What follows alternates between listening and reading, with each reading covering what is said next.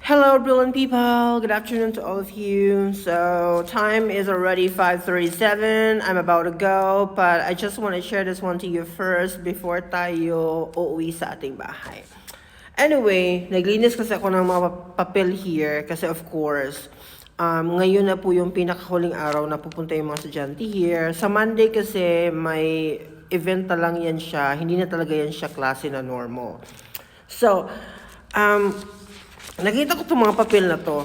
Kasi here, every time na may pinapagawa tayong activities sa mga bata, di ba sa Philippines, nasanay tayo na pag nagbigay ka ng activities sa kanila, you can sit anywhere and then do something, okay? Pero here sa Taiwan, no. Kailangan nakafocus ka pa rin. You roam around, go to students na nangangailangan ng tulong mo. Okay? So ito yung mga example. Oh, look at. Ayan.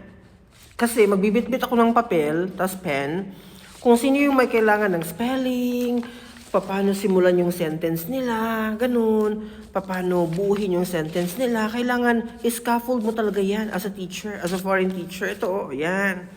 Mga ganyan ako. Tapos ito yung pinaka-messy one, yan. May mga ganito ako dito, oh, ayan, oh, ayan. Kasi kailangan mo talaga silang i-guide. Ito naman yung kailangan ko talagang tulungan, pinakakailangan. Ayan. So, diba, mayroong mga estudyante ditong marami na they don't need help.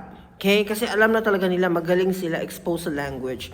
But, yung mga estudyante na wala talaga, so you have to scaffold and help that students na makasurvive din siya. Na mabuo din niya yung task mo. So, yun lang. Just wanna share to all of you kasi eto yung normal here. Hindi yung like, pupunta ka sa table mo, tapos pabayaan mo lang yung mga bata na gagawin nila yung task nila. No, you have to really scaffold their learning or yung activity na binigay mo sa kanila. Bye!